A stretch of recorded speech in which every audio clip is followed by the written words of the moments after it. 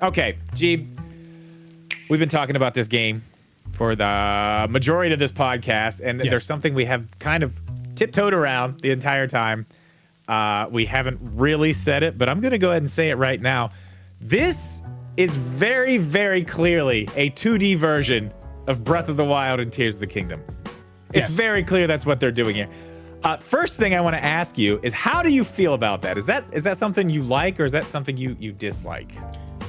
Two parts to it. I love it. I love the fact that they're taking all of these amazing parts of Breath of the Wild and Tears of the Kingdom and just mashing them up into a chibi art style 2D Zelda game. I just think it's super cool. It's super cute as well. These characters are cute, and everything inside the game looks really well put together and polished. I absolutely love these Tears of the Kingdom, Breath of the Wild aspects thrown into this open world 2D Zelda game. Really is what it is. Not that the other 2D games aren't open world. You can make arguments that they are, but for the purpose of this, it's really the first open world Zelda game in terms of 2D. I also don't love it though at the same time, because I kind of wish they would have done some other type of thing for 2D Zelda, because in the way it's always worked is 3D Zelda's had its thing and 2D Zelda does its own thing. And now I feel like they're kind of mashing that together, which again, I don't hate it. I actually love it, but I love it, but I don't love it. I love it, but I don't love it. You know, I'm like, I kind of wish they would have gone completely in a different direction. A part of me, I should say, thinks that they should have gone in a completely different direction instead of just kind of copying what 3D already does. Okay.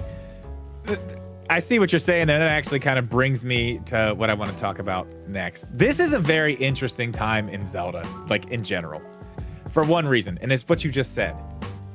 They're doing the same thing now in the 2D games that they're doing in the 3D games, which you know, that's fine, whatever. But what's wild is all the stuff that they're doing in the 3D games is new to Zelda. Yes. Like it's got the same old formula, but this is new. This open world, you know, cooking, having the abilities that you have. They're bringing a lot of those same abilities over. They're taking. Well, they've done it already. They took the 3D Zelda and made it into something completely different, but the same, sort of. Yeah. Made it better, expanded upon it. You could say that it's very same, but it's very different. But different. Same but different, yeah. But they're doing the same thing with the 2Ds. It's funny because they're taking both of these two different types of Zeldas that used to be pretty different as far as, you know, the way that you played them, and kind of moving them both towards the same general concept, which is just sandbox, which I don't hate. I mean, I do want 2D Zeldas, and I'm interested to see how this is going to play out, if it's really going to be open world, the way that we've seen them do with Breath of the Wild and Tears of the Kingdom, because they are definitely pulling from those games. And I'm going to go over a few things right here that we've already talked about in the podcast. But one, the regions are named some of the same things they're named in Breath of the Wild and Tears of the Kingdom. We got the Elden region. We have Gorons now. Yep. Gorons in 2D. So cute. Look at them. Oh my God, they're cute. They're so cute.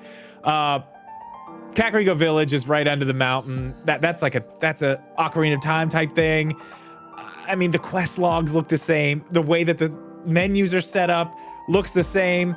The waypoints. We didn't talk about the waypoints. Yeah, that's something we talked about last time we talked about this. That we were like, those things right there. That's fast travel. Yeah, that's fast travel. That's exactly what it is. We're right about that.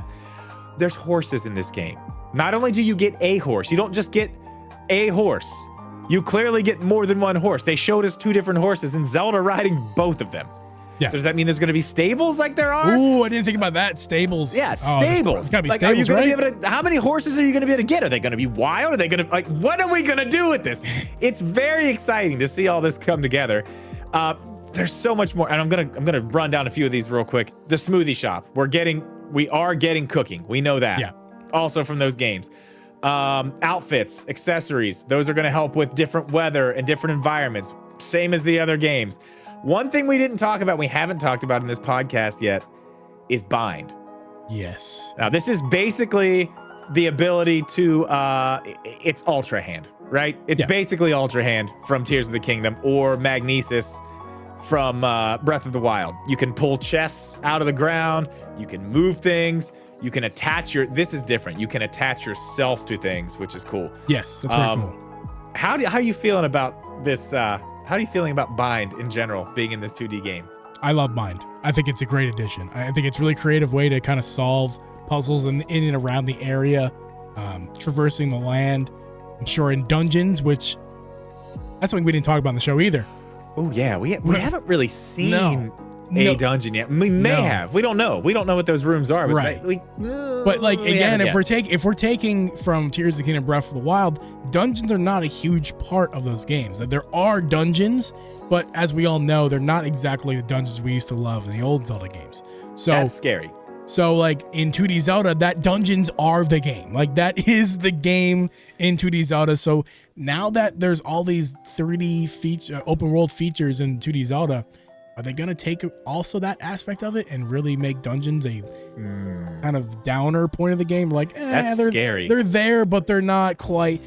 Oh, you just got to use sticky hand the entire time and you're fixed. The dungeon's complete. You know, are we going to get those brain busting puzzles? Are we going to get those true?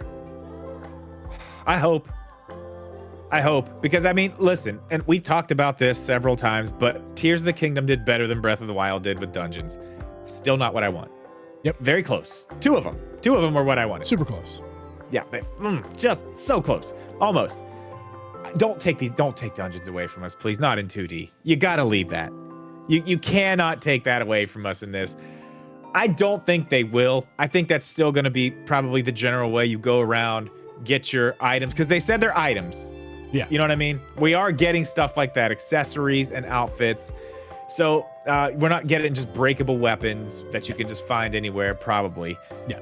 You're going to have to get this stuff that you need. And dungeons are the place to do that. So I feel like they're not going to take them away from us here. Hopefully. Mm-hmm. Are we going to have Link's Awakening problems where every time you switch to a new frame screen, rates. you're getting So frame rate I don't issues? think we're getting switching. I think it's going to be a smooth transition all throughout the whole thing. I think the camera's going to follow. It's just going to be building as it comes close. Yeah, it's cool. It's going to be building before you get into like it's going to be built. Right, yeah, yeah. You're not going to see the building happening, and if you do, Well, obviously, really yes. I'm just saying. I think that's what they tried to do with Link's Awakening. It just didn't work. Yeah, yeah. But I actually did notice a couple times in the trailer, this new trailer and the old trailer, a couple times where there were some frame rate dips. Really? Yeah. I haven't even got to look into it that now, hard. If you look for it, you can find them. Maybe it was internet lag. That's possible too. That like it just got the video buffered or something. Like that's also possible. But like, and it's not like egregious. I don't want to sound like I'm trashing it because there was a couple times where I saw it and I didn't even know if I saw it or not. Like that's how minuscule it was. And I think they're doing a really good job of hiding it if there are some issues. But I think we saw, like, last time we saw this game was just a few minutes, really. But this is like 5 solid minutes of real gameplay. Yeah. And we saw some stuff, I did at least. There were some times where it stuttered a little bit, where the frame rate dropped. I think this game is not going to live at 60. I think it will, like, be at 60 and suddenly it'll be like 47. And, like, you're not really going to know the difference because it's still, like, really high. But there's a couple, like, it gets jittery at some points. Not jittery in a bad way. I bet this game's not going to be 60. No, it is 60. It is absolutely. It is. You look at the trailer, it's 60. But what I'm saying is there will be times. There will be times where itself might not be though. They show us games in 4K, and the Switch doesn't even do 4K. Nintendo doesn't do variable frame rate games. They either do 30 or they do 60. They don't do anything in between. So it's going to be 60. This is because it is running at 60 for a majority of the time in the trailers. It will be a 60 FPS game. Don't mistake that. What I'm saying is, it's going to drop. I don't know if it's going to have the exact issues, maybe some slightly different issues now that it's a different style game than Link's Awakening. But there's going to be issues. There's no doubt in my mind. It's the Switch. It's going to have some issues. People are going to run with it. People are going to cause havoc with the lower frame rates, and it doesn't matter. It doesn't matter. At the end of the day, it's going to look beautiful. Zelda using a hook shot. Ooh. Yes. Give me a hook shot. She needs a hook shot. No, claw shot. Double claw shot. Well, I think we can confirm that there is no hook shot because we have sticky hand. I mean, that kind of takes up that kind of. Yeah, I mean, I guess you could use, because that's the cool thing about it. Like I said, like they give you this general tool, and they've made the physics kind of like open-ended. So it's like you see her attach herself to a spider that climbs up, like the spider's just gonna climb up the wall, even though you're connected. Yeah. Or you can connect it to a bird and wait till it takes off, and you're flying with the bird. So yeah, you're right. You're probably right. We're probably not gonna see anything like a hook shot because I mean, they've just made everything so open-ended, sandbox style. You can just do whatever you want. Yeah. It's going to be crazy to see, like we saw with Tears of the Kingdom, people just building crazy shit. And they did it in Breath of the Wild a little bit too. I feel like oh, dude, this is going to be one of those things where we just see people do some really creative stuff, how to move around the map and like different things that they're using to solve puzzles. Because it's going to be that again. It's going to be, look at all this stuff we have. Here's a puzzle. There's who knows how many ways to solve it. Have fun. Yeah, I'm really looking forward to seeing what people are going to be able to come up with, just like they came up with interesting things in Tears of the Kingdom.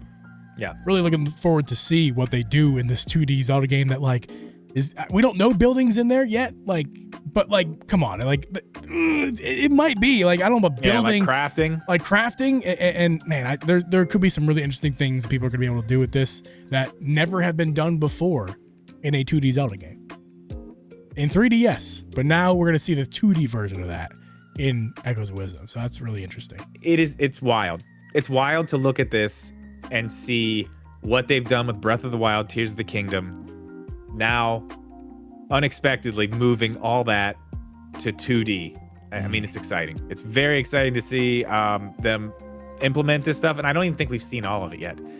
As we talked about earlier, there's still 3 places on the D-pad, and bind doesn't even take up one of those places. It's a whole nother ability on a different thing. There's no way they're going to give us one thing on the side of that D-pad and not fill the other parts up with something. So we're getting more. Yeah. I have a feeling around this time next month, we're getting another trailer.